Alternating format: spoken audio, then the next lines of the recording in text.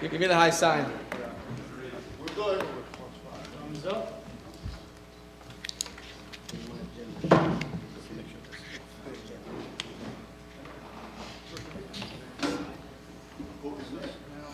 Good, somebody took it.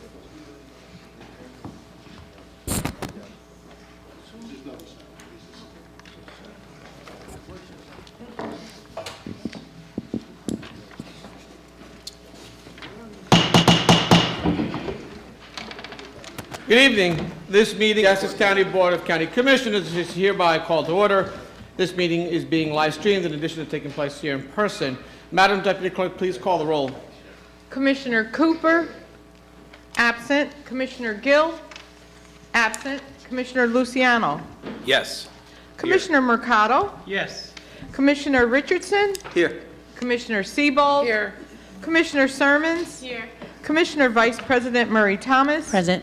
Commissioner President Pomaris. Here. Please stand for the salute to the flag. I'm going to ask Commissioner Vice President to lead us in the pledge.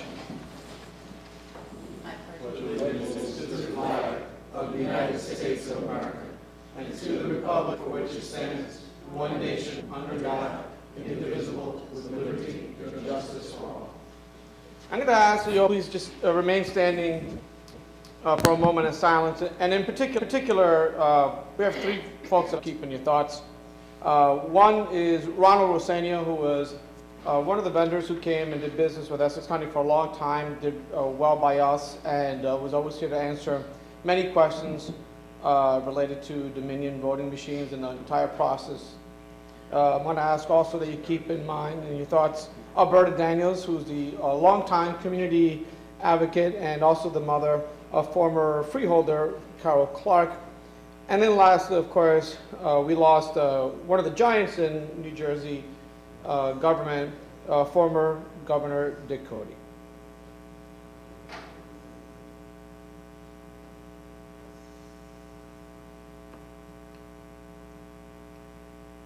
Thank you.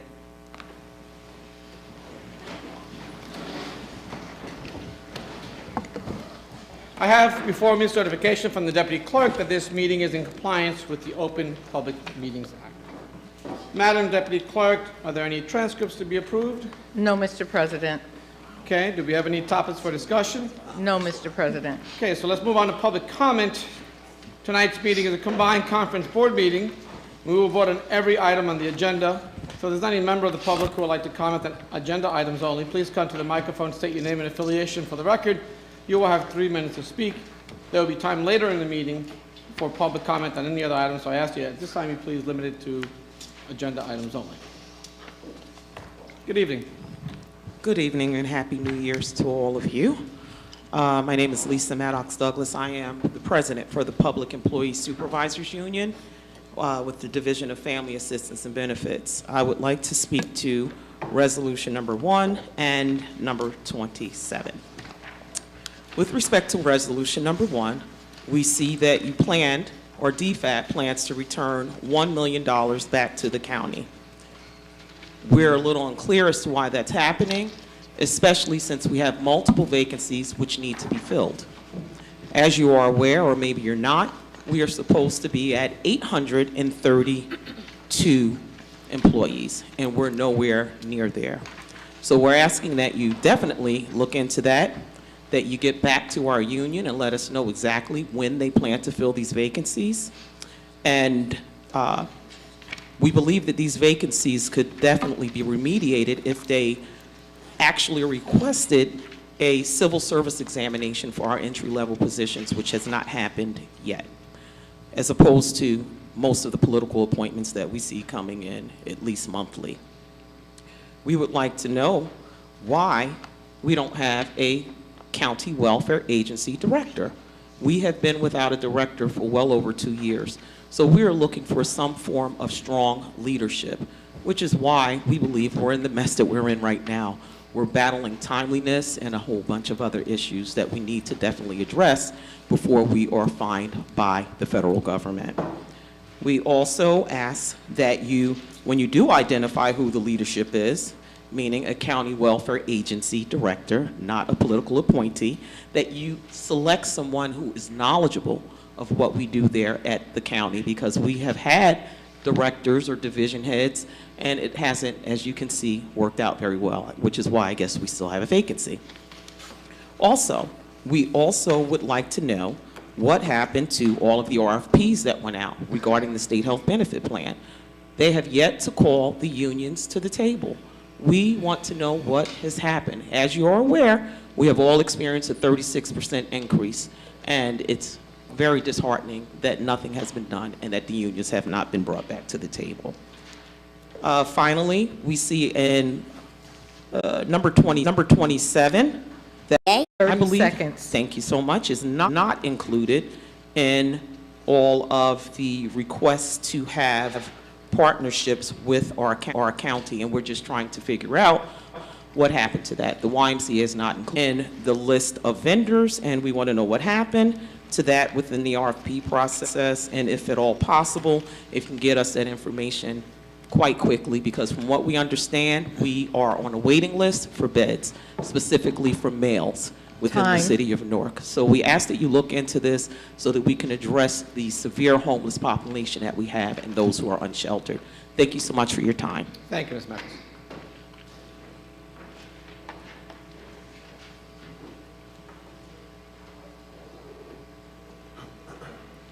Good evening. Good evening. David Weiner, President of Local 1081 CWA, representing the non-supervisory employees of the Division of Family Assistance and Benefits. And I speak on resolution number 1, specifically 2025 funding for DFAB, that's sort of the abbreviation for welfare, being transferred from 2025 somewhere to somebody. We did an open request today to the administration. We're asking the commissioners to respond to these questions in writing, as is the norm for them to do when asked here. Please delineate the sources of the $1 million of DFAB's budgeted funding for 2025 being transferred to another county agency.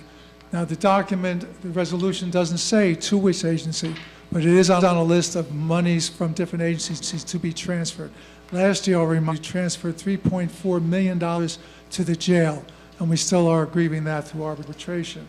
Secondly, we'd like you to please delineate the agency that's receiving the $1 million, or agencies that are receiving the $1 million of DFAB money for 2025, not spent on staffing and maybe health benefits as well. It doesn't say.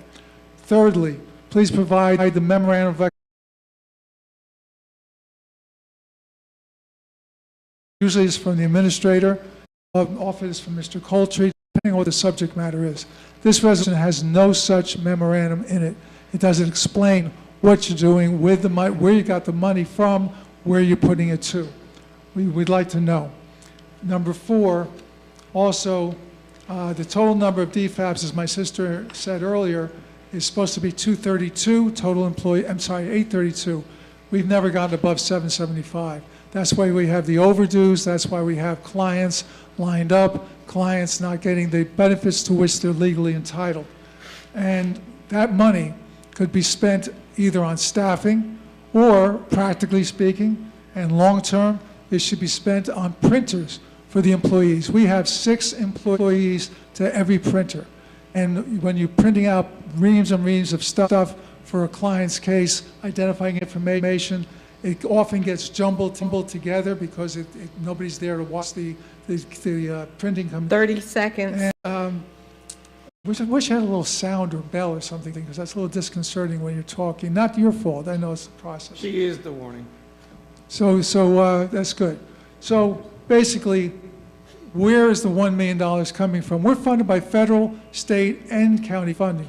If you take $1 million, as you took 3.4 last year, that money should not be given to anyone except to us. And that's what we're asking. I'm assuming it'll pass tonight, but at least I'm Time. putting this on the record. Thank you very much. Thank you. Recognizing Commissioner Cooper has joined.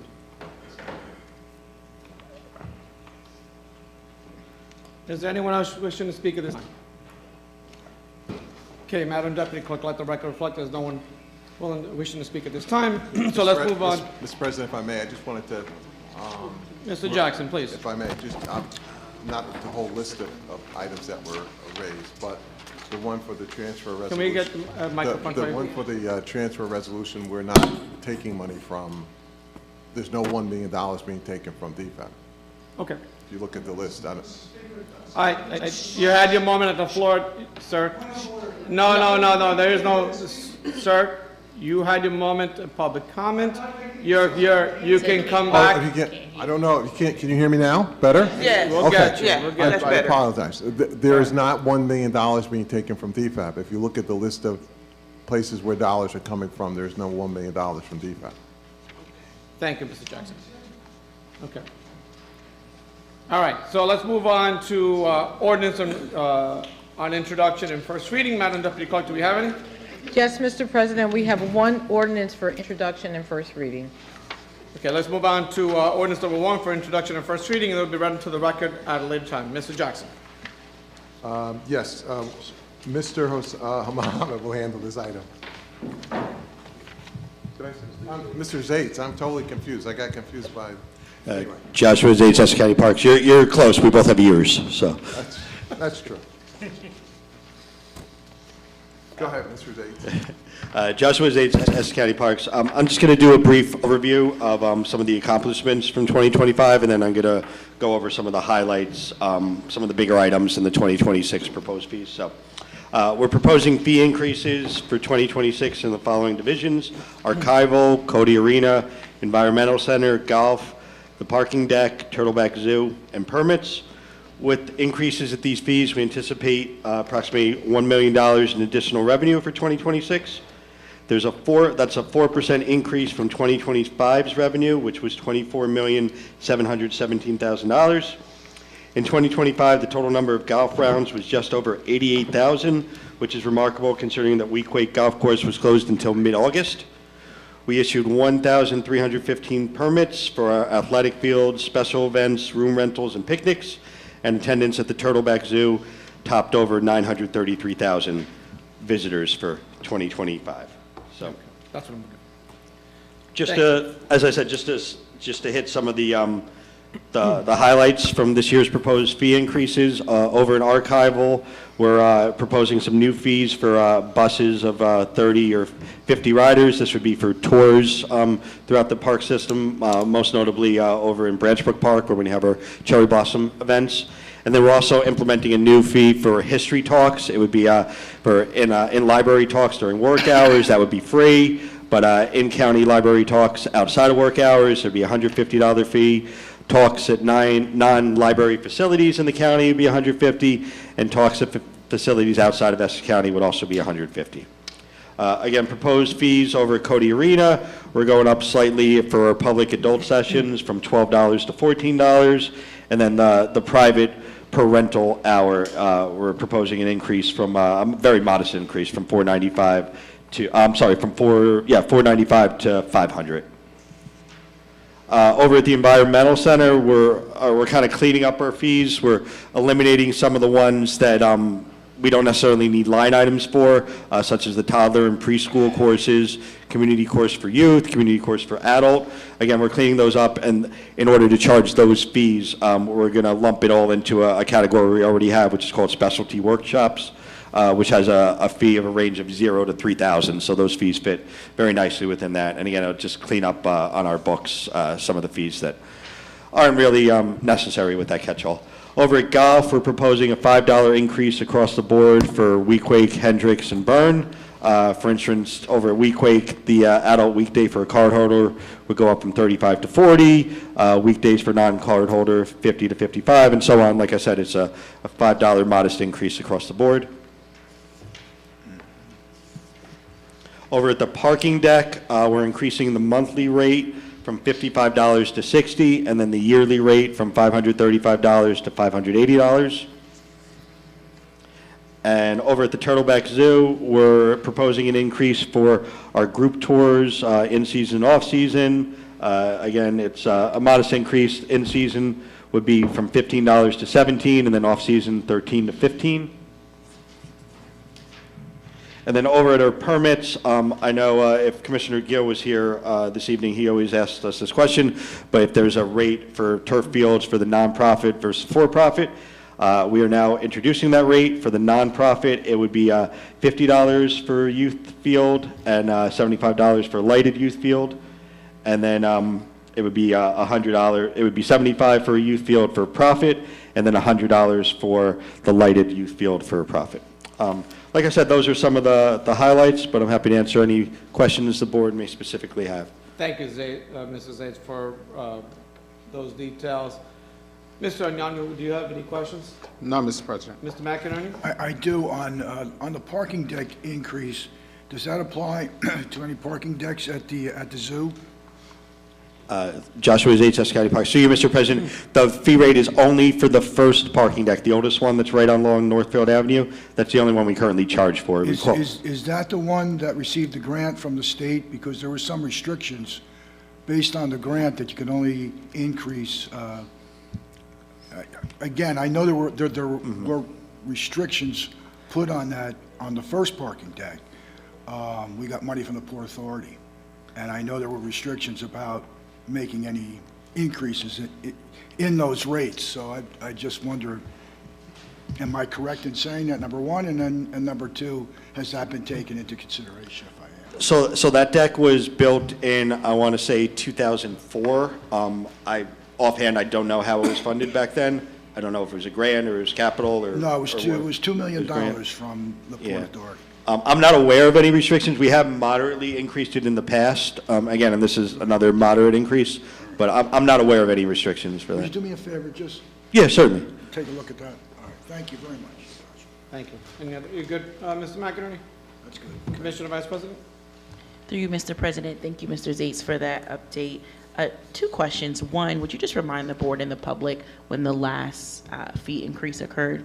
Is it an annual practice? Was it at the same rate? Would you just remind the board of the nature of that? Sure. Joshua Zates, Essex County Parks. Through you, Mr. President, we did increase the rates last year, but not all the rates that are increasing this year weren't necessarily increased last year. So, for instance, last year we increased the actual admission rate to the zoo, and this year we're not proposing that. It's the group rate. So there are items like that. Okay. And was it around the same roughly increase? Yeah, we always try to make it as modest as possible within the constraints of the park system. And it's typically annual, or are there times? Yeah, it's almost always annual, yeah. Okay. And I guess the struggle is that's kind of double-edged sword, right? On one end, you literally do need these increases to sustain the work of the county government and the services that we're able to provide, which are bar none, top quality to residents. Then at the same time, to the everyday resident, it's like, well, what do you mean now I have to go from paying $15 to $20? And so I have two questions. One, as far as messaging, how are we as an administration, as a county government, communicating to our residents that these increases are happening, but here's how it's benefiting you, right? These are the ways in which this makes your life better.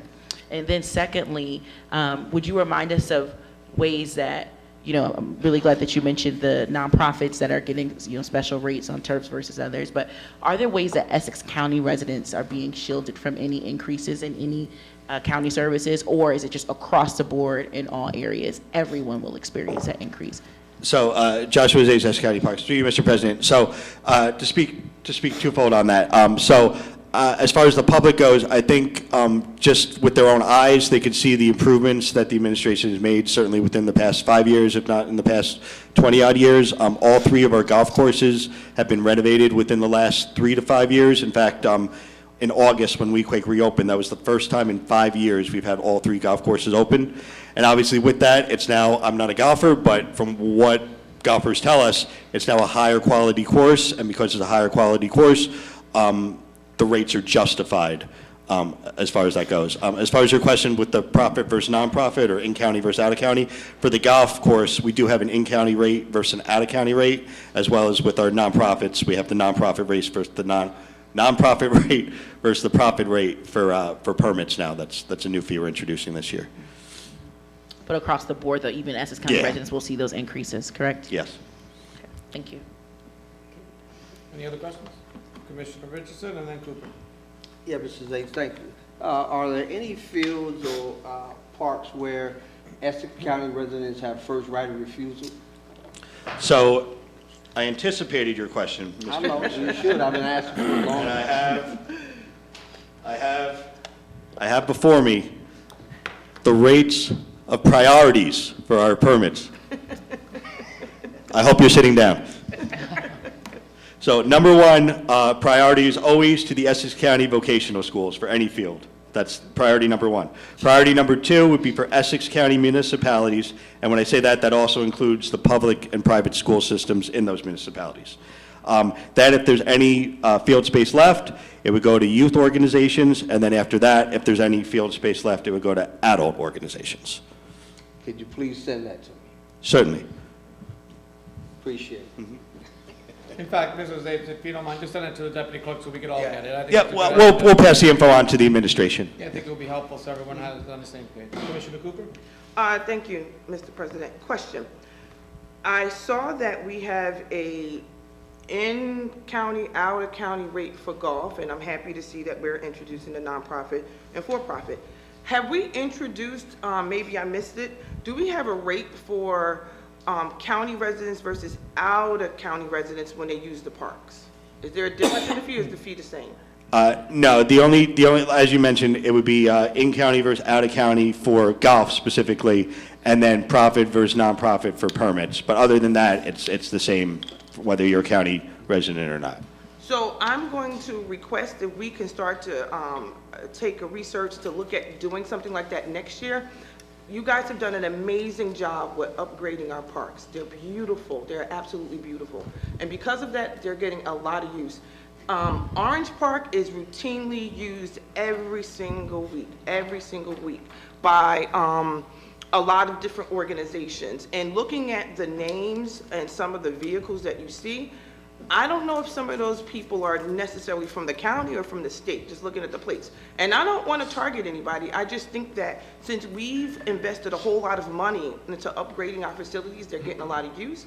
Perhaps we should start to look at the way you do for golf, have a price for our residents and a price for the non-residents, especially if the rumor is true that some of those people are leagues. And you know, my kids participate in the leagues, and I pay a lot of money for my kids to participate in the leagues. And there's a difference between the, the local organized church groups that run the league versus some of the people who do it as a business. I've paid a lot more money to the people who do it as a business when my son participates. Everybody who have kids now know what I'm referring to. Some of these league fees are thousands of dollars. And I'm just saying, if they're making a whole lot of money off of it, we should get a piece of that too, because their wear and tear on the facilities that we've put in, and we've done a beautiful, magnificent job with creating the outdoor spaces that we have. Yeah. So for next year, if we can research that, maybe.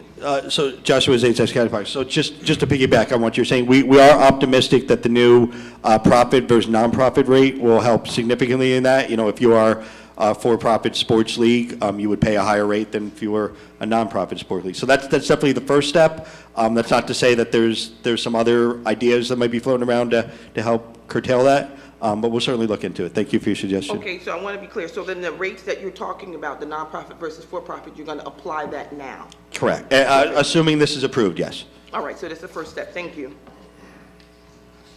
Okay, seeing no other questions, someone to move it? So moved. Moved by Mercado, second by Siebold. Roll call, Madam Deputy Clerk. Commissioner Cooper, Yes. Commissioner Gill, absent, Commissioner Luciano, Yes. Commissioner Mercado, Yes. Commissioner Richardson, Yes. Commissioner Siebold, Yes. Commissioner Sermons, Yes. Commissioner Vice President Murray Thomas, Yes. Commissioner President Pomaris. Yes. So moved. Let's just go out of order for a moment to resolution number 11, since Mr. Zates is here, and we can knock this out because he only has one more to go. Mr. Richardson insisted that we do this, so we're going to... Thank me later. Mr. Zates, number 11 on, just for the record, number 11 on the resolutions. Sure.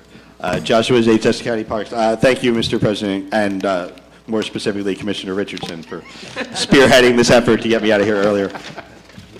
Number 11 is a contract award with Forza Golf Cars The sole responsive and responsive bidder to furnish and deliver the rental of electric golf carts and golf utility maintenance vehicles. It would run from May 1st of this year through April 30th of 2030, amount not to exceed $2,290,673.44. Specifically, this is only for the golf carts used on our golf courses. We will be coming back at a later time for some additional utility carts that we would use for maintenance, the zoo, and the environmental center, but this is specifically only for the golf carts. It includes 205 golf carts that patrons will be using. That comes out to approximately 68 carts per course. It also includes 27 maintenance vehicles and then 1 handicap vehicle. And the amount includes a $100,000 allotment for repairs. So again, this is for golf carts only at the golf course. Happy to answer any questions the board may have. Thank you. Mr. Anyanwu, any questions? None, Mr. President. Mr. McInerney? No questions. Commissioners, any questions? Seeing none, someone move it? Move it. Moved by Richardson, second by Cooper. Roll call, Madam Deputy Clerk, for number 11. Commissioner Cooper? Yes. Commissioner Gill, absent. Commissioner Luciano? Yes. Commissioner Mercado? Yes. Commissioner Richardson? Yes. Commissioner Siebold? Yes. Commissioner Sermons? Yes. Commissioner Vice President Murray Thomas? Yes. Commissioner President Palmeris? Yes. So moved. Okay. Thank you, Mr. Zates. Thank you.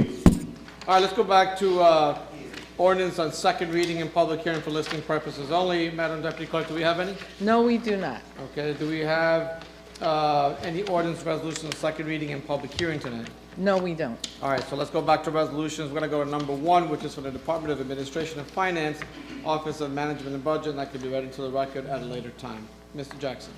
Thank you, Mr. President. Mr. Mohammed will handle this item. Good evening, Ms. Mohammed. Good evening, Hussam Mohammed, County Treasurer. Resolution number 1 is for transfer of appropriation for the 2025 budget. We are allowed to do transfer to prior year budget in the first 3 months, and this to make sure to pay all the outstanding bills from last year. I'm here for any questions. Thank you. Mr. Anyanwu, any questions? No questions, Mr. President. Mr. McInerney? No question. These are basically going to the Sheriff's Department and the correctional facilities. Okay. Routine business this time of year anyway, right? So, Commissioners, any questions, comments? Seeing none, someone to move it? I'll move it. Moved by Mercado, second. Motion. Second by Cooper. Roll call, Madam Deputy Clerk, for number 1. Commissioner Cooper? Yes. Commissioner Gill, absent. Commissioner Luciano? Yes. Commissioner Mercado? Yes. Commissioner Richardson? Yes. Commissioner Siebold? Yes. Commissioner Sermons? Yes. Commissioner Vice President Mary Thomas? Yes. Commissioner President Palmeris? Yes. So moved. Thank you. Thank you, Mr. Mohammed. Have a good evening. Let's move on. Resolution number 2 has been withdrawn by the administration, so we're going to go through resolutions 3 through 10, which is from the Department of Economic Development, Training, and Employment Division of Training and Employment. They will be read into the record at a later time. Mr. Jackson?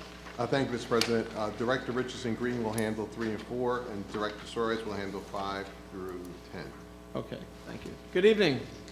Good evening. Valentina Richardson Green, Director of Training and Employment. So the Department of Economic Development, Training and Employment, Division of Training and Employment, authorization to enter into individual training agreements with vendors under the approved State of New Jersey eligible training and providers list, January 1st, 2026 through December 31st, 2026, amount not to exceed $2.5 million, grant funding. You want me to read number 4? Yeah, go number 4, and then we'll ask questions if we have any on those. Okay.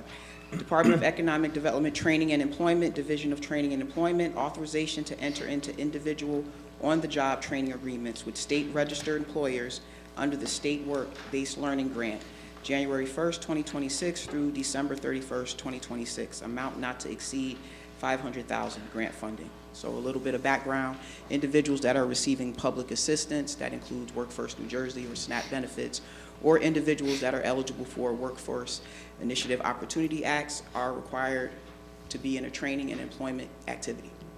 This is what this funding goes towards. There's significant decreases in federal funding for training programs.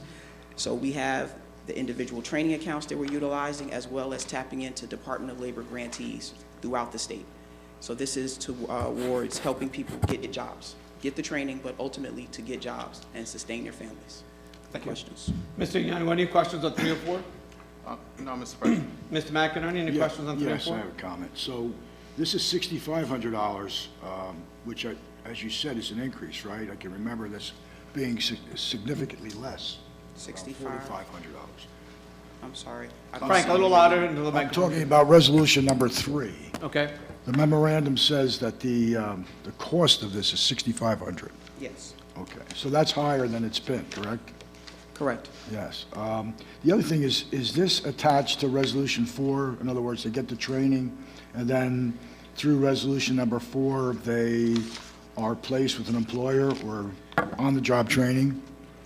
The ultimate goal is for that to happen. That's the transition. They get the initial training if they're at that level and they need that remedial training, and then to go into those work-based learning trainings to ultimately end in employment. Okay, so these are like first stage, number 3, second stage, number 4? Correct. Okay. One of the issues that have come up repeatedly on this resolution is the number of placements that, or the operation to get them placements. What's been the success rate on that? In other words, once you come out of on-the-job training, to actually place them with an employer, is there a statistic the county keeps on that success story? We have that information, and I can get that to the board through our workforce development board. We can get that information to you in terms of success. I understand your concern and your questions. They're the significant number of placements and the success stories. We have them, and we'll get that information. But what we're looking to do as we tap into the Department of Labor grantees, and what we did in the division is something that hadn't been done prior. We had an orientation where we invited all of the grantees to come into the 50 South Clinton Street location to learn what the One Stop was, because unfortunately many people did not know the services that we provided. It was a tremendous success. We have been onboarding. Right now we're at 10 different grantees. Okay. So in the past, many people have had concerns about the limited amount of trainings. They were in the same areas. Same thing, getting the same results, and not positive for our customers. So we spread the net a lot wider. So we have a variety of different training opportunities and apprenticeship opportunities. So I'm very optimistic in terms of the success rate of these individuals, because these programs, they're ending with jobs. That's part of why they were awarded the grant. We're not just training people to train them anymore. We're training people for sustainable employment so they can take care of themselves and their family. Right. But again, like that was the issue in the past when this come up, that once all this was done, it was very difficult to find positions in full-time employment. And that at the time when this came up, I think it was a year or 2 years ago, there really wasn't much in terms of statistics that allowed the county to track that. So, basically you're saying now that that's changed. Yes, the format for that has changed, because one of the requirements for these individuals to get the money is that they have to report these statistics. Okay. We get, it's monitored. We have a monitoring unit. We're getting that data. All right. The state is not awarding people money just to give them money now. We're not working with people just to have them to be on the books. We're looking at people that have actionable items, that have jobs for our customers. So Okay, I'm optimistic that we will have better data and we'll have better success stories to report. Great. Well, we look forward to those metrics as they become available as you move along with the program. Any other questions, Mr. McInerney? Commissioners, any questions? Through you, Commissioner Mr. Mary President. Jones? Thank you for your insight and for your work. I just wanted to respond to something that you lifted. So you mentioned that, across the board, folks are seeing the hits from these federal cuts. Has that resulted in a decrease in the number of constituents or Essex County members who are being served by the program, or just you guys having to be a little creative as far as resource security? I like how you said that, creative. and that's what we've been doing, being creative, outreaching people where before it may have appeared that we were sitting waiting for them to come to us. We're not doing that now. We're going out there, getting the people, finding out who has the programs, getting them in, explaining to them what it is that we do, what it is that we can offer them. So we show them what's in it for them. And once you start showing people what's in it for them, they're more likely to want to work with you. And we've had some tremendous success. NJIT is one of the first grantees that came on board. It's been tremendously successful with them, and that's in the technology field. Excellent. Thank you. And thank you for your work. Okay. Thank you. I see no other questions. All right, let's move on to number 5. Thank you. Thank you. Good evening, Mr. Suarez. Good evening. John Suarez, Director, Division of Housing and Community Development. For resolution number 5, we're requesting the authorization of the board to accept from the U.S. Department of Housing and Urban Development the Program Year 25 Community Development Block Grant in the amount of $5,216,482. In order for us to receive these funds, the county prepared the 2025-2029 five-year consolidated plan, which identified and analyzed the needs for housing, social services, infrastructure improvements, and homelessness assistance for the low to moderate income population residing in Essex County. Each grant year covered by the consolidated plan must be further delineated in a one-year action plan, which details the proposed use of CDBG funds, as well as home investment partnership and emergency solutions grants. We expend these federal dollars through housing rehabilitation, public facilities, homelessness needs, public improvements, and public services. For resolution number 6, it's to authorize the acceptance of the Home Investment Partnership Home Program in the amount of $1,199,356.09. And then for resolution number 7, it's the authorization to receive the Emergency Solutions Grant, ESG, in the amount of $464,006. Resolution number 8 is the authorization to extend several projects. There's a matrix attached from program year 2024 CDBG program. Extend the extension to September 30th, 2026, so that the municipalities and the agencies can finish their projects. Resolution number 9 is requesting a 6-month extension for program year 2023 until June 30th of 2026 of several projects, so that the municipalities and the agencies can finish their projects. There's a matrix attached. Then on resolution number 10, it's one project from program year 2024. It's extension until June 30th of 2027. The reason for this extension, we believe the money will be expended before that. However, this project will not be completed until then. We need to keep the project opened because of paperwork. Understood. With number 8 and 9, Mr. Soares, is there any unusual circumstances for the extensions, or I know sometimes it's just a little extra time is what they need. Anything unusual?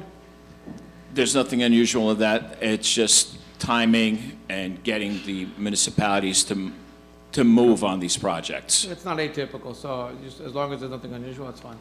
Mr. Anyanwu, any questions? Actually, I had a similar question with respect to 8 and 9. Is the assumption that there's no 2025 programs that need extension? Because they're both from 2024. 2025, the program year 2025 is actually resolutions 5, 6, and 7. We are about 6 months behind because of the HUD cuts. They shut down, and then the government shut down.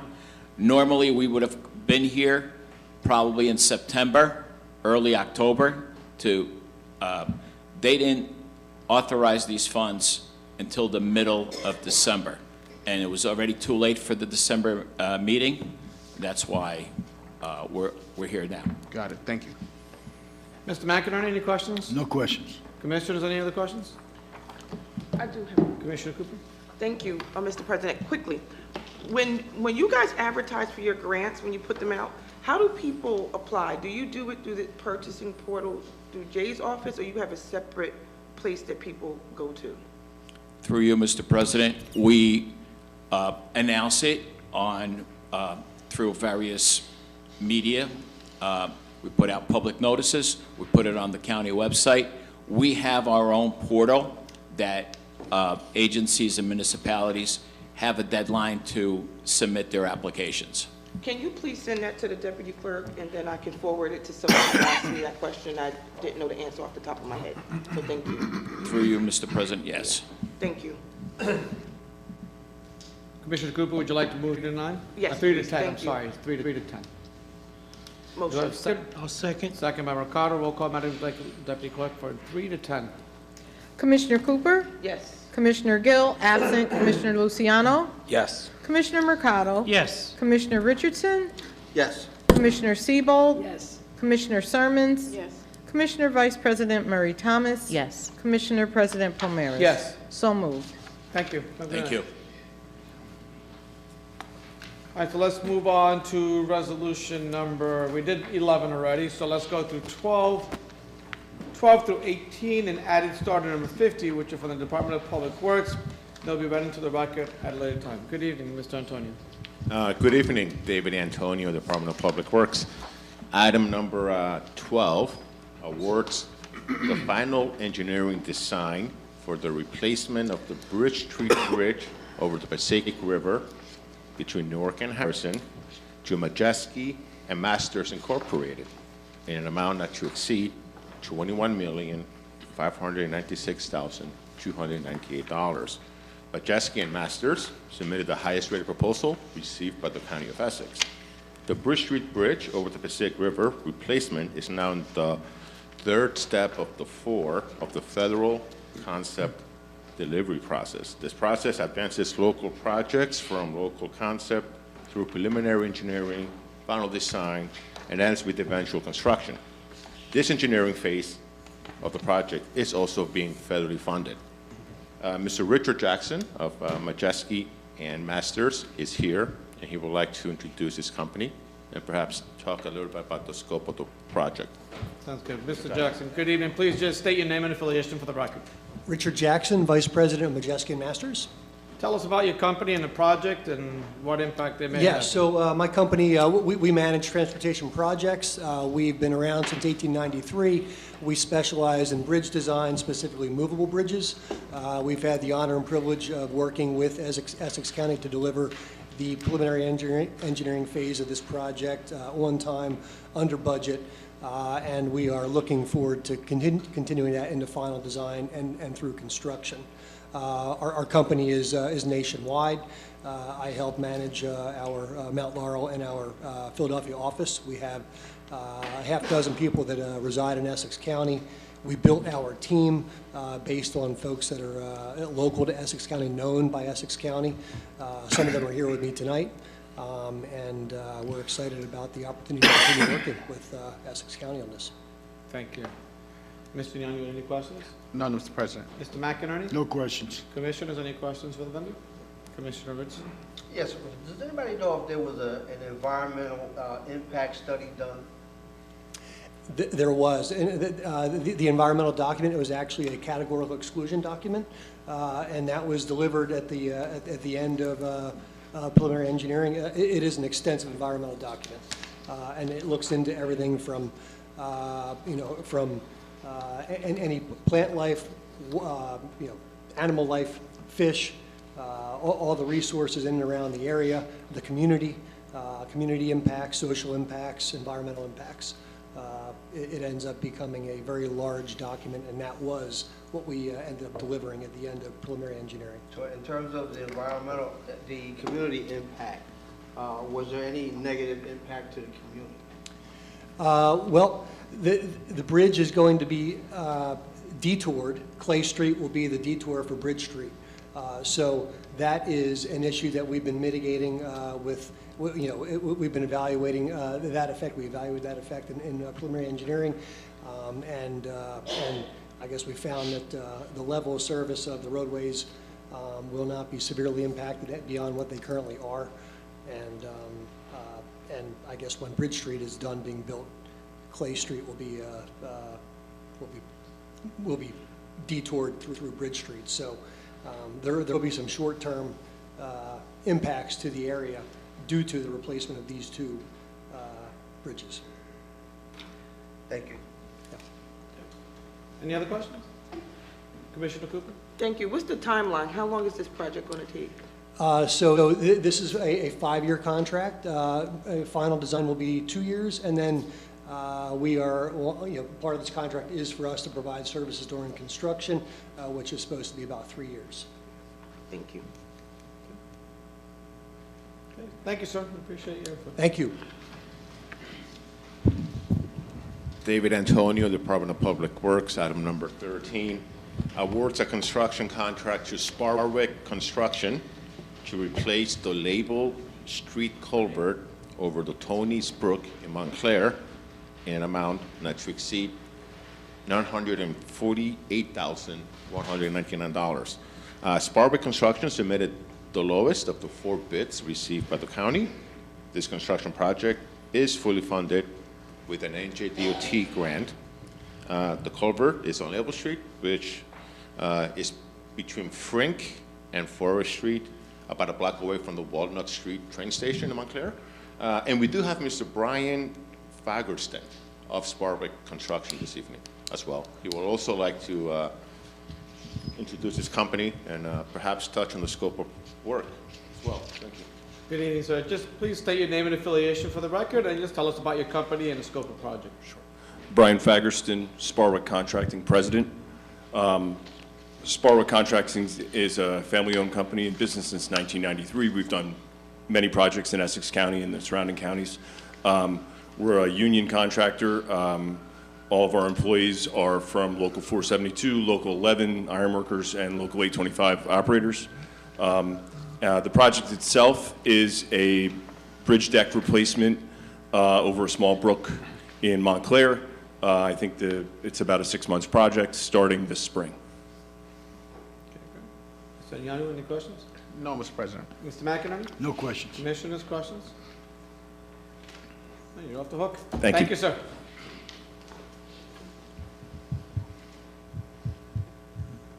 David Antonio, Department of Public Works. Item number 14 exercises a 1-year extension option to the contracts to furnish and repair specialty tires to 3 vendors in an amount not to exceed $80,000 in the aggregate. The 3 vendors are Intercity Tire and Auto Center, Barnwell House of Tires, and F&S Tire Corporation. These specialty tires to be furnished and installed under this contract are typically the ones found in county equipment such as front-end loaders, bobcats, large heavy trucks, etc. Item number 15 is a change order which modifies the existing contract with KS Engineers to provide construction, engineering, and construction support services for the 2024 roadway resurfacing program by increasing the current not to exceed amount from $250,000 to a new not to exceed amount of $299,919. This is an increase of $49,919, which is about 20% of the original contract. The cost for this change order will continue to be funded by NJDOT funds. Item number 16 authorizes the renewal of the shared services agreement between the County of Essex and the County of Hudson for the joint operation, maintenance, and repair of the 3 bi-county movable bridges over the Passaic River. 3 bridges covered by this agreement are the Bridge Street Bridge, the Clay Street Bridge, and the Jackson Street Bridge, all over the Passaic River. This agreement establishes the responsibilities and expectations of the 2 counties so that these 3 bridges can continue to be operated safely and efficiently. And item number 17 is a resolution consenting to the City of East Orange's resolution to add a new bus stop along South Orange Avenue, westbound near Sunnyside Terrace, as requested by NJ Transit. There is no financial impact to the county by consenting to the City of East Orange resolution. Item number 18 is the adoption of the Essex County Road Safety Action Plan, which identifies roadway improvements to reduce fatal and serious injury crashes on the county roadway network. The listing of candidate roadway safety projects will be eligible for design engineering and construction funding under the federal Safe Streets and Roads for All implementation program. Board adoption of the plan will allow the county to advance these improvement recommendations to engineering and construction federal funding.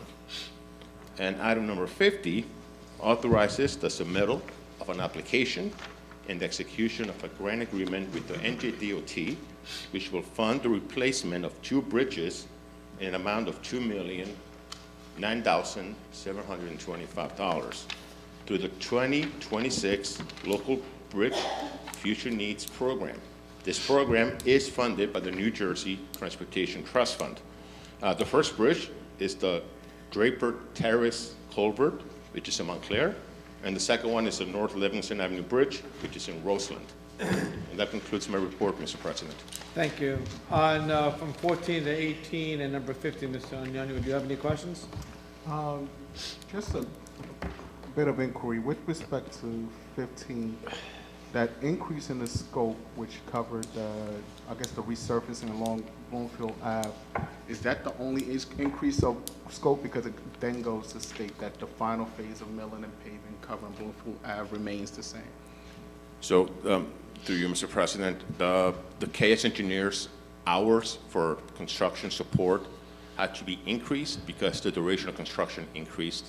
But at this point, construction has been completed and still has the terms of service of KS engineers. So the reason for the change order is because additional hours were required because construction took longer than anticipated. So it was the hours, could have made it seem like there was the Right, scope. it's not the Okay. quantity, and it's Okay. not the construction. It's Got the engineer hours. Got it. Thank you. Mr. McInerney, any questions I on don't have this? any questions on this, thanks.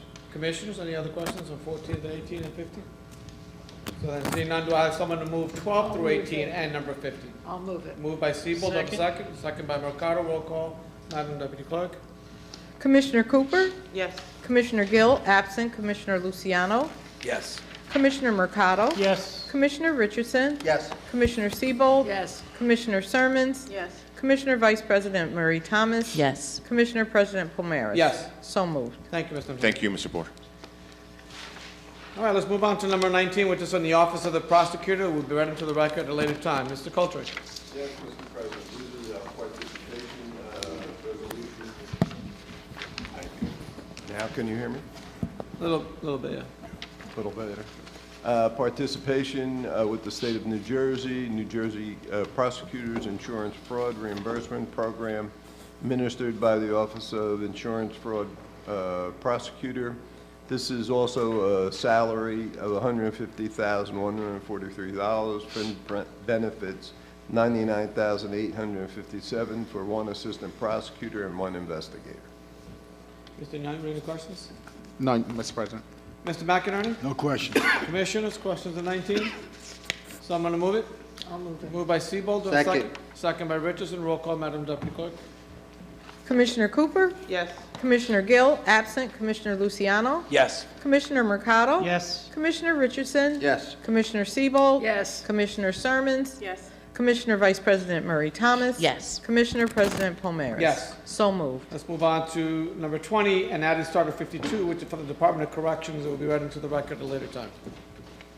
Mr. Cole. President, Department of Corrections award to Whitmer Public Safety Group LLC to provide firearms and accessories under New Jersey state contract, amount not to exceed $6,137.58 for 6 Glock 9mm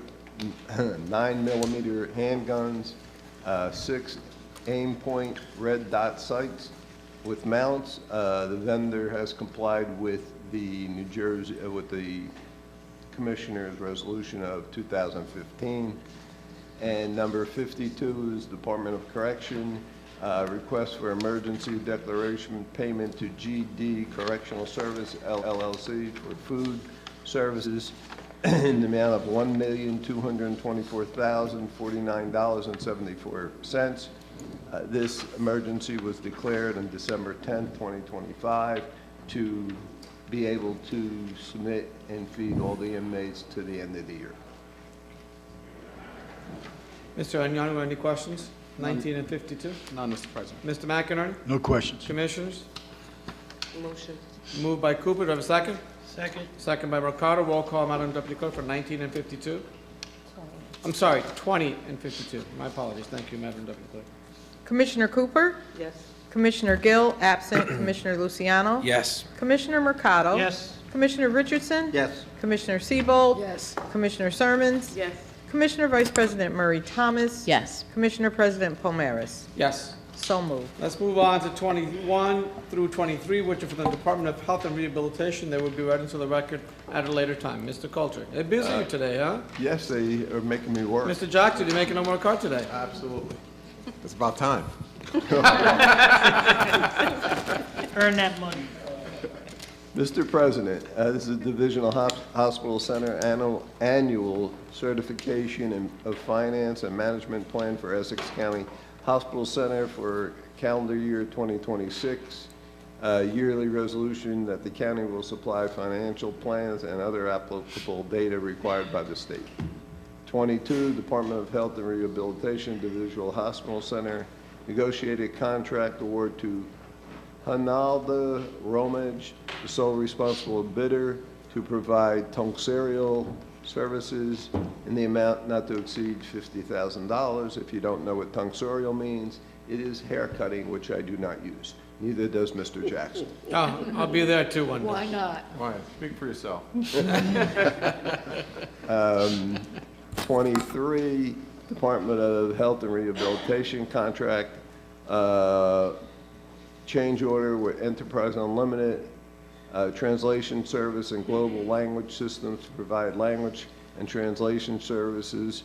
The original contract was for $300,000. A 20% change order is $60,000, bringing the total to $360,000. Mr. Anyano, any questions? None, Mr. President. Mr. McInerney? No questions. Commissioners? Someone to move 21 to 23. I have Seabold to move it, second by Cooper. Roll call, Madam Deputy Clerk. Commissioner Cooper? Yes. Commissioner Gill, absent. Commissioner Luciano? Yes. Commissioner Mercado? Yes. Commissioner Richardson? Yes.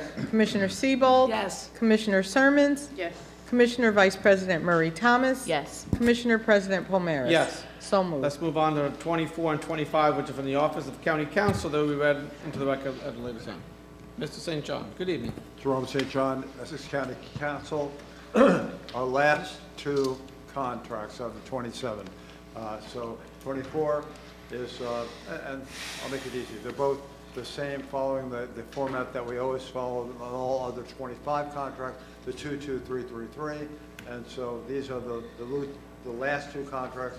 All contracts will terminate in 2028. I want to thank the union representatives who were difficult negotiators, but honest, forthright, and from that standpoint, we appreciated work with them. I want to thank Mr. Jackson, Mr. Mohammed, Ms. Hall, who was our head labor lawyer, as you know, and our outside labor lawyer. And it's been a pleasure representing the county and getting all 27 of these matters completed. With that, I'll answer any questions. Mr. Anyano, any questions? None, Mr. President. Ms. McInerney? No questions. Commissioners? Commissioner Seabold? Thank you. I'd like to thank you for such a wonderful job, and now we don't have anything to deal with in terms of the unions for a couple of years. I wouldn't say that. All contracts are done. Contracts. Well, thanks for doing such a great job. But And again, I I'll want to thank the union heads. They were all forthright and honest. Cooperative. No, they weren't cooperative. They Oh, were okay. forthright In and the honest. end. All right, Seabold, do you want to move it? I'll move it, yeah. Thank you. Do you have a second? Second. Second by Richardson. Roll call, Madam Deputy Clerk. This is for 23, 4, and 5.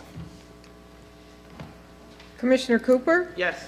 Commissioner Gill, absent. Commissioner Luciano? Yes. Commissioner Mercado? Yes. Commissioner Richardson? Yes. Commissioner Seabold? Yes. Commissioner Sermons? Yes. Commissioner Vice President Murray Thomas? Yes. Commissioner President Palmeris? Yes. So moved. Let's move on to Resolution 26, which is from the Office of Human Resources. They will be read into the record at a later time. Mr. Jackson.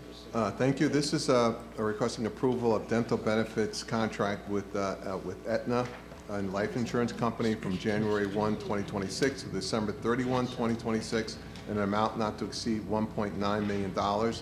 As the board may recall, it approved for us to offer a free dental plan to our employees, any of our employees who were in place as of 12/31/2016, which we have done over the years.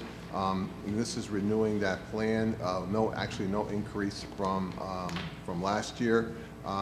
We did add an enhancement, I think it was about 4 or 5 years ago, where employees could up to another higher upgrade to a higher level of coverage at their own expense, but get the benefit of the amount that we would contribute for the standard plan, so to speak. And we've actually had 364 employees who have taken advantage of that, so that's a good thing.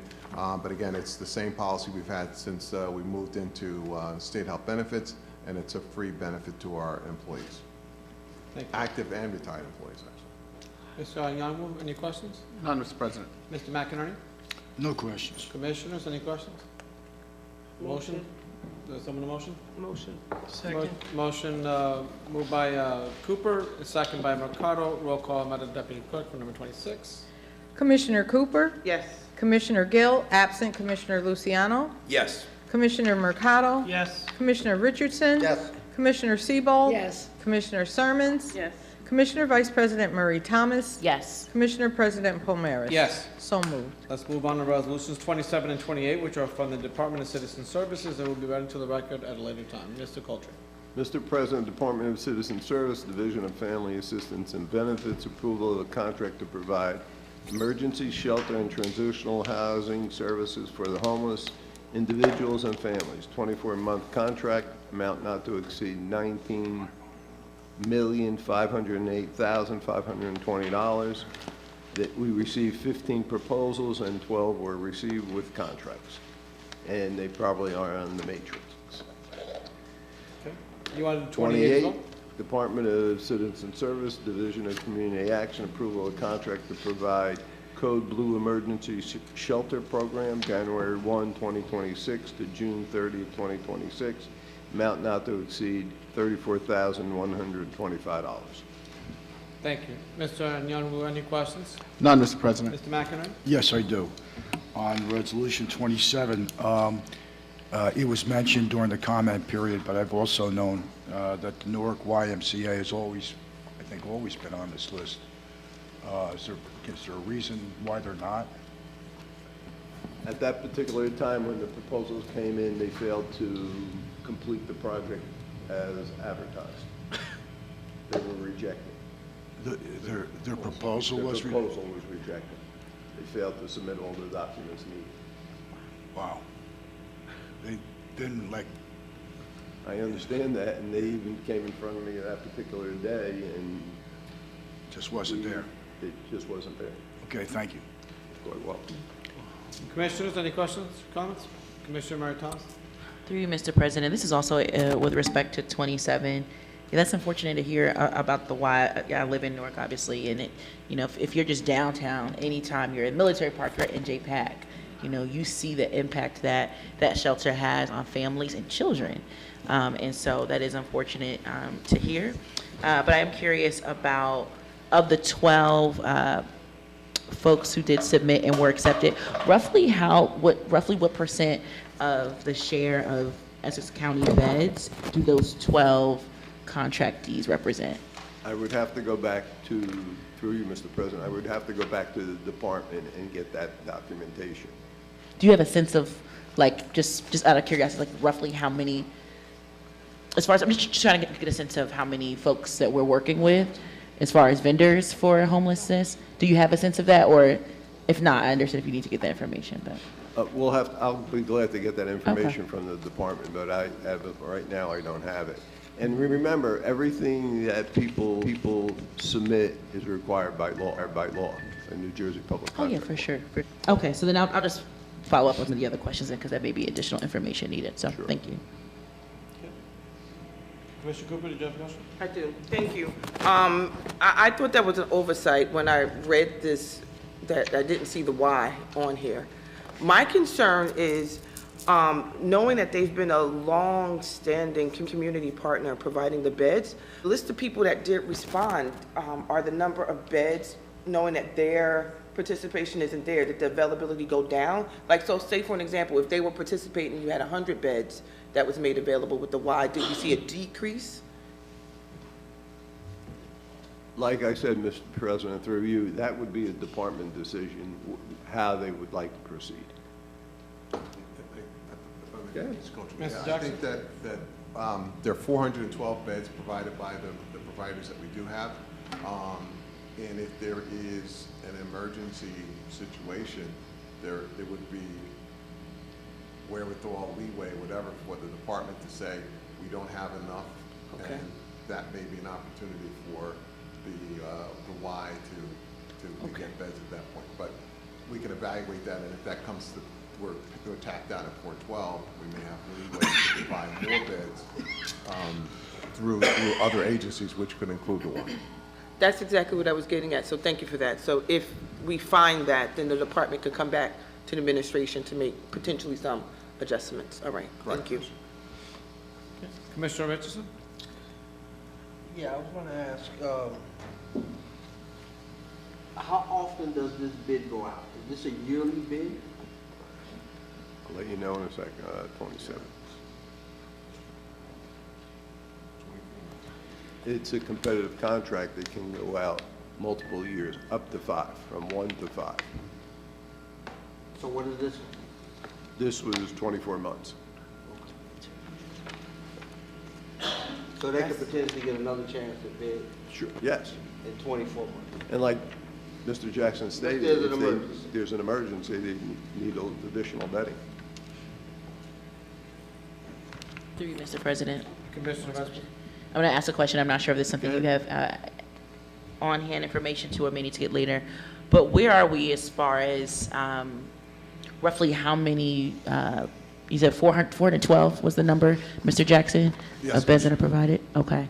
And so every year, are each of those beds being used? Are there beds that are underused? Are there beds that we're in need of? This is also in respect to some of the questions that came up earlier. If you could just give like a survey of the land as far as need, what we're reaching, what we're missing. I can't give you a survey of the land because that is not my department, which you need to get down and dirty, know how many beds are each unit, how many of the 12 people, 12 agencies have per bed. So I can't really give you that information at this particular time. I'll make sure the department comes and gives you that information. Okay. So if I could ask Mr. Jackson, perhaps what we could do is have the department just come back to us with, just give us a little bit more metrics, right? So how many beds are available? How many times do we max out those 412 beds? You know, just kind of give us some perspective because it's a little bit hard. I think everyone is concerned, hey, what happens if not enough beds, right? But if we have 412 beds and only 200 are being used but spread out among 12 agencies, then they always have the ability to accommodate. But we need a little bit more perspective. So can you just have the department give us like a narrative, a summary of some sort? That Yes, sir. enlighten us? Absolutely. Okay, that sounds good. Is that cool, everyone, Commissioner? Yes. All right, that'll get us a little better perspective. Okay. Commissioner Vice President, would you like to move 27, 28? Yes, thank you. All right, let's do that. Do I have a second? Second. Second by Cooper. Roll call, Madam Deputy Clerk, on 27, 28. Commissioner Cooper? Yes. Commissioner Gill, absent. Commissioner Luciano? Yes. Commissioner Mercado? Yes. Commissioner Richardson? Yes. Commissioner Siebold? Yes. Commissioner Sermons? Yes. Commissioner Vice President Murray Thomas? Yes. Commissioner President Pomeris? Yes. So moved. Let's move the resolutions 29 through 35 and added starter 51, which are the 2026 temporary emergency appropriations from various resources, and they will be read into the record at a later time. Mr. Jackson. Thank you, Mr. President. As you said, these are all budget insertions. Item 29 is for the Work First program for our Division of Training and Employment in the amount of $5,895,006. And this is for January 1 through January 30. And these funds help recipients of aid in finding and retaining full-time employment. And there's no county match.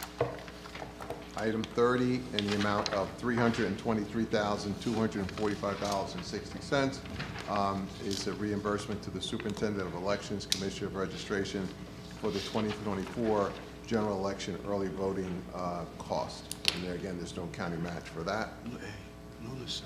Item 31 is in the amount of $250,000 for the Office of the Prosecutor.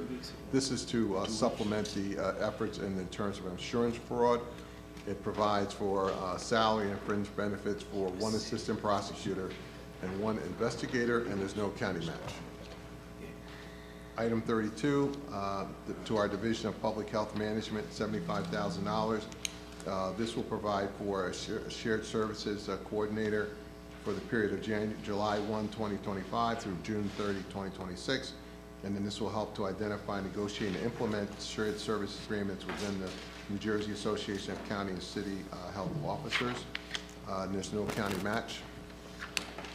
Item 33, $24,951, again, to our local public health grant. This will help to prepare, and help us to prevent, prepare, and respond to emergency health threats. Item 34, $50,000.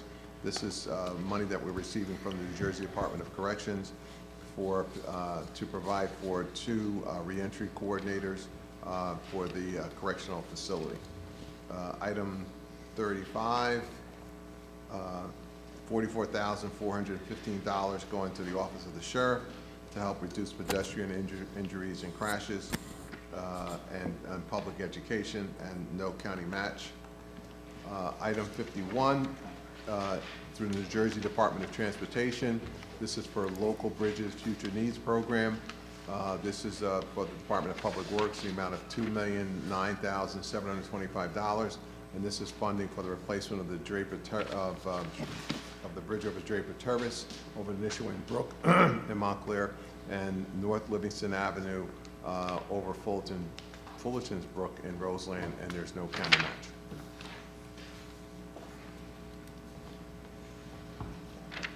Mr. Daniel, any questions on 29, 35, and 51? None, Mr. President. Mr. McInerney? No questions. Commissioners, any questions? Motion. Moved by Cooper. Second by Mercado. Roll call, Madam Deputy Clerk. Commissioner Cooper? Yes. Commissioner Gill, absent. Commissioner Luciano? Yes. Commissioner Mercado? Yes. Commissioner Richardson? Yes. Commissioner Siebold? Yes. Commissioner Sermons? Yes. Commissioner Vice President Murray Thomas? Yes. Commissioner President Pomaris? Yes. So moved. Let's move on to Resolution 36 through 49 and 53, which are memorials, commendations, proclamation resolutions, etc. They can be read into the record at a later time. Commissioners, any questions or comments? Commissioner Richardson? Yeah, I'd like to be added to 42. Commissioner Vice President, cool with you? Okay, that's fine. Okay, thank you. Commissioner Siebold? Mr. President, I just received on my iPhone notice about Governor Richard Cody.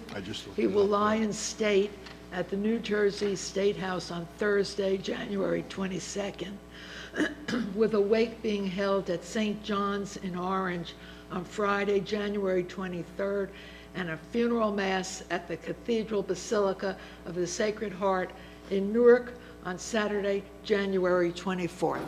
Thank you, Commissioner. I know that the board did by acclamation a memoriam resolution for the late governor. I'm going to ask the deputy clerk to send that information, extend that to the board, please. It just came out recently. Thank you, Commissioner. Any other questions on 36 to 49 and 53? Seeing none, so I'm going to move it. Motion. Moved by Cooper. Second. Second by Richardson. Roll call, Madam Deputy Clerk. Commissioner Cooper? Yes. Commissioner Gill, absent. Commissioner Luciano? Yes. Commissioner Mercado? Yes. Commissioner Richardson? Yes. Commissioner Siebold?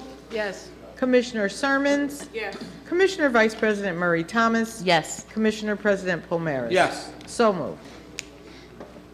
All right. Let's move along. Madam Deputy Clerk, any further starters? Did we cover them all? We covered them all. All right, let's move on to report of board committees. I know it's early in the year, so we probably don't have any at this stage. Let's move on to legislative reports. Seeing any? None? Yes. Written communications? Seeing none? Any unfinished business? Seeing none. Any new business? Seeing none, let's move on to public comment. If there's any member of the public who would like to comment on any matter, please come to the microphone and state your name and address the affiliation. You have 3 minutes to speak. David Winder, President CDWA Local 1081. First of all, Mr. Chair, I would point out that this body has always been governed by Robert's Rules of Order. And Robert's Rules of Order make it clear that during a meeting, public meeting, a point of privilege can be called by somebody in the audience if they can't hear what's being said. That's in Robert's Rules of Order. So I was not respectfully out of order by asking, making a point of order and asking that we could hear Mr. Jackson, because we couldn't. Actually, I was having trouble hearing Mr. Coltree, so perhaps you should look at the system. Secondly, I want to point out that Mr. Mohammed appeared, at least I heard him, say that the $1 million was transferred from 2025 from welfare, and I believe Mr. McInerney indicated that the money was being sent to the sheriff's office and the jail. I believe that's what he said. No, so that's not right. I'm sorry I couldn't hear you either, so I ask you to correct me. Maybe on your time, but thank you. Ms. McInerney, we'll do. And secondly, or thirdly, wherever the hell I am, I want to make a point that I note that over and over again, this administration has been redoing the ball fields and soccer fields with artificial grass. Artificial grass is absolutely a total danger and health risk. It has PFAs, which are forever chemicals in it. It has VOCs, heavy metals, and it's linked to cancer, reproductive issues, immunity problems, especially for children who ingest the dust or absorb chemicals through the skin, with the indoor turf releasing even more toxins. So I would respectfully suggest that the administration look very carefully at considering going back to real grass, because this stuff is going to kill people over a period of time. And finally, I just want to say that there is a waiting list right now in DFAB for housing. And without the Y, I served on the Y's board for almost 30 years.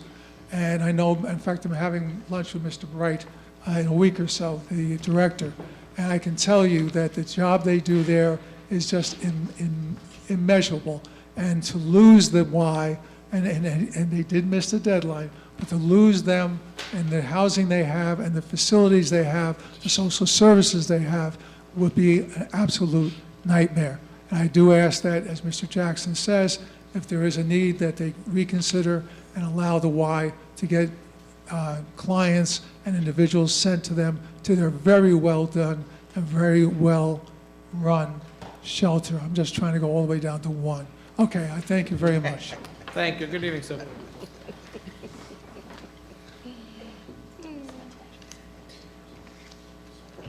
Go. Yep, there you go. Is anyone else wishing to speak at this time?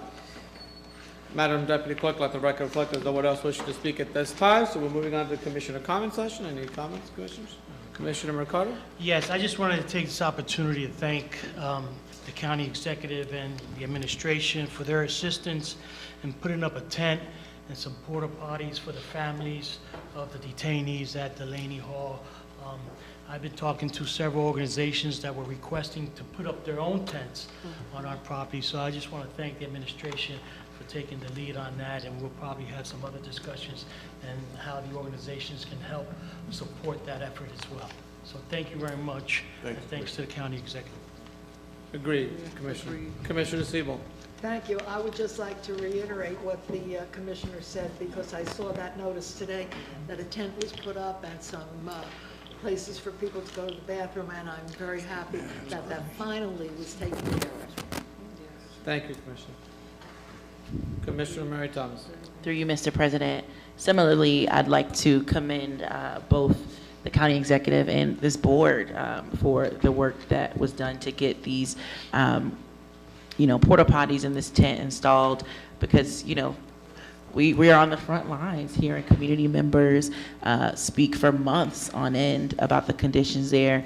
Several board members, myself included, have been there, have seen children changing their clothes outside, in the freezing cold, so that they could put on clothes to be able to go inside to visit their mom and their dad, right? And so the simple things like having a tent, and porta potty so people can use the bathroom and visit their loved ones with some dignity. It's really not small at all. It's major. And so I commend the board, I commend the county executive, I commend the administration for this work. And again, we do not operate Delaney Hall. It's not within our jurisdiction, but I think history will smile upon us for doing something with what we have, right? And this thing that we do have some authority over, being this, parking lot, being able to make sure that it gives human dignity, is no small thing. And so I'm proud of us for that work, and hopefully we can continue to explore other ways to support our residents as they endure these very difficult times. So thank you. Thank you, Commissioner. Anyone else? Commissioner Richardson? Oh, sorry, go ahead. Oh, thank you, Mr. Commissioner President. Cooper? I have a quick question for the administration. I got an email from not really a resident, an out-of-towner, about the dress code when you go to visit the jail. Is that posted on the website there, telling people what they can and cannot wear? Is that to Delaney Hall or to our jail? Our jail. I don't know if it's posted. I can find out. I do not. So I'm curious, over the Christmas holiday, this woman alleged that she was from out of town, out of state, visiting family, and she wanted to go visit a relative who was at our county jail. I asked that question specifically, which side? She said, I was at the county jail. And that she was not allowed in because she wasn't dressed appropriate. And she said the person she was going to see, it was going to be a window visit, not an in-person contact. So she asked for, if we could put the dress code with the requirements online. I haven't gone myself to look, but just listening to the comments here about ICE, and I'm very grateful that we did put up the tent and the porta potties to support that. I think if we could do that extra step for our side so that people are aware what the rules are, because she said she couldn't go visit her relative. I've never heard. I'd be very curious to see what she wore. I was too. I wanted to ask that question so bad myself.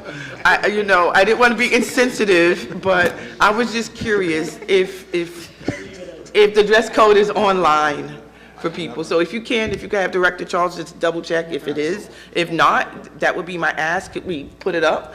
Just the dress code. Thank you. Anyone else? Commissioner Richardson? That was a great response.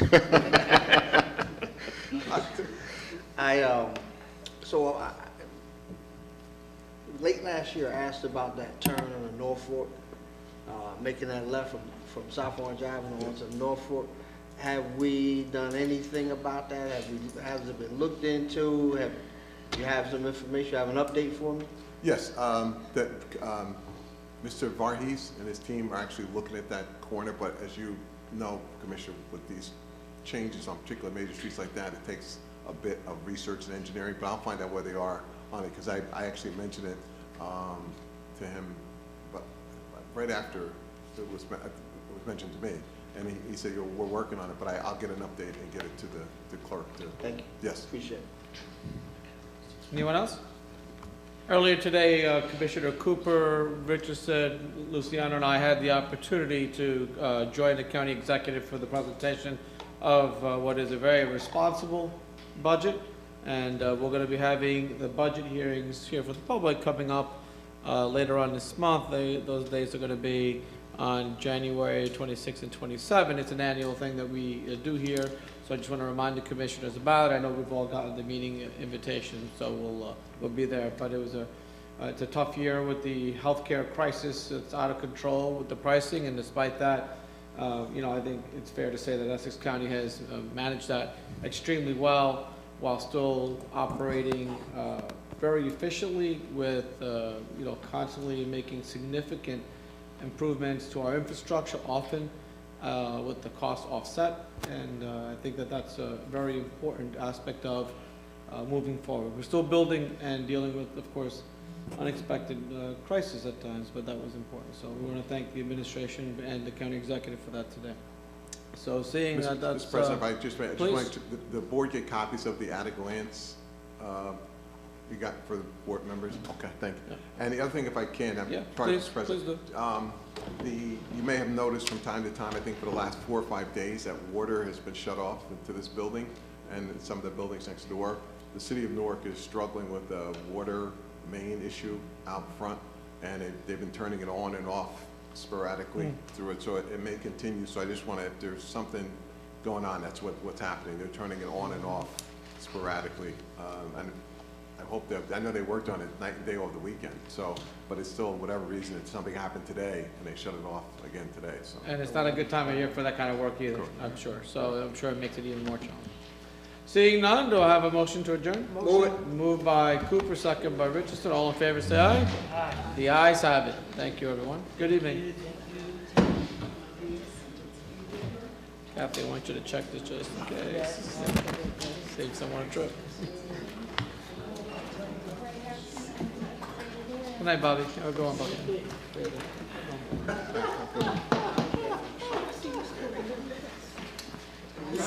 Good night. He's done that.